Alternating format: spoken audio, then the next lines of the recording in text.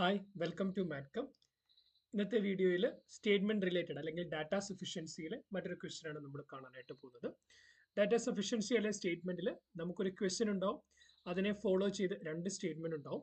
നമ്മുടെ option choose ചെയ്യേണ്ടത് തന്നിരിക്കുന്ന സ്റ്റേറ്റ്മെന്റ് ഉപയോഗിച്ചുകൊണ്ട് നമുക്ക് ഈ പറയപ്പെടുന്ന ക്വസ്റ്റിനെ ആൻസർ ചെയ്യാൻ പറ്റുമോ ഇല്ലയോ നോക്കിയിട്ടാണ്. 4 അല്ലെങ്കിൽ 5 ഓപ്ഷൻസ് ആണ് ഉണ്ടാവുക.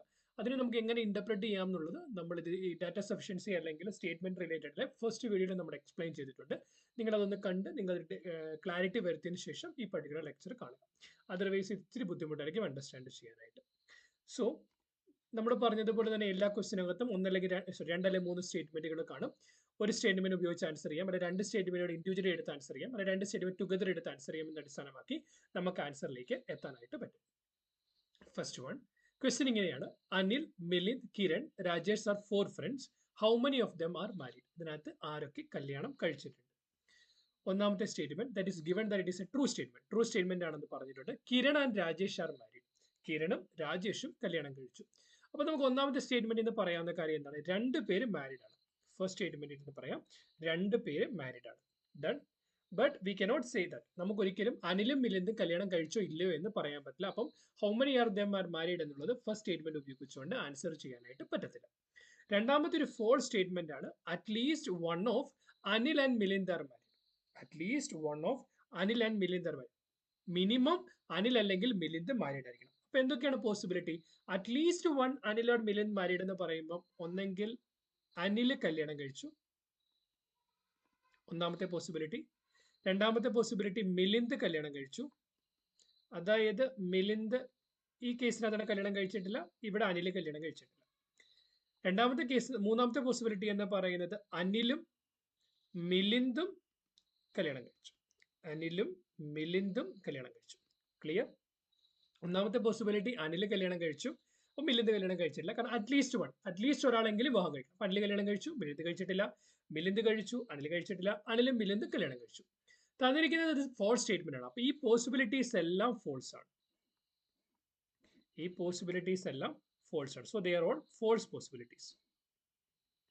സോ അങ്ങനെയാണെങ്കിൽ ഇതിനകത്തുള്ള ഏക പോസിബിൾ ട്രൂ സ്റ്റേറ്റ്മെന്റ് എന്താ? പോസിബിലിറ്റി എന്താ? ഇതിനകത്തുള്ള ഏക ട്രൂ പോസിബിലിറ്റി എന്ന് പറയുന്നത്, ട്രൂ സ്റ്റേറ്റ്മെന്റ് എന്ന് പറയുന്നത് both Anil and Milind are unmarried. Both Anil and Milind are unmarried. അനിലും മിലിന്ദും അൺമാരീഡ് ആണ്.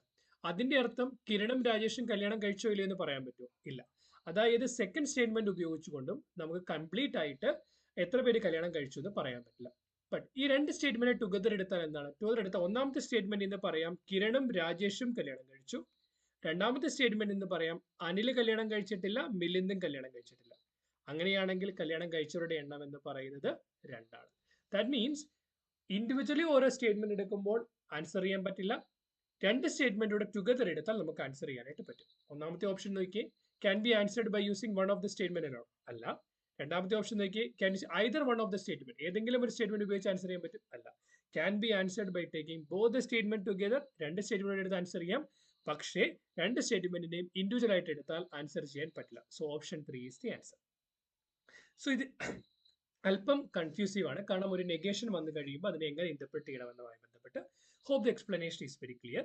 നിങ്ങൾക്ക് എന്തെങ്കിലും ക്ലാരിഫിക്കേഷൻ ആവശ്യമുണ്ടെങ്കിൽ കമന്റ് സെക്ഷനിൽ പറയുക. അതുപോലെ തന്നെ നിങ്ങൾക്ക് ഏതെങ്കിലും വേറെ ടോപ്പിക്കുമായി ബന്ധപ്പെട്ട് ഏതെങ്കിലും ക്വസ്റ്റിന്റെ സൊല്യൂഷൻ കാണണമെന്നുണ്ടെങ്കിൽ അതുകൂടി കമന്റ് ചെയ്യുക. നമ്മുടെ ചാനലിൽ വേരിയസ് പ്ലേലിസ്റ്റുകൾ അവൈലബിൾ ആണ്. ഇന്ത്യൻ പൊളിറ്റിയുമായി ബന്ധപ്പെട്ട്, ക്വാണ്ടിറ്റേറ്റീവ് ആപ്റ്റിറ്റ്യൂഡുമായി ബന്ധപ്പെട്ട്, ക്ലാസ് 10, +1, +2 മാത്തമാറ്റിക്സ്, കെമിസ്ട്രി, ഫിസിക്സ് ടോപ്പിക്കുകളുമായി ബന്ധപ്പെട്ട്, ജനറൽ ടോപ്പിക്കുകളുമായി ബന്ധപ്പെട്ട് ഡിഫറെന്റ് പ്ലേലിസ്റ്റുകൾ അവൈലബിൾ ആണ്. ചെക്ക്ഔട്ട് ചെയ്യുക. Please share with your friends, family members, those who are interested in those areas or those who are interested to learn.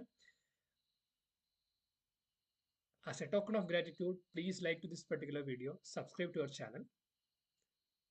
Thanks for watching. Keep watching, keep learning. Bye.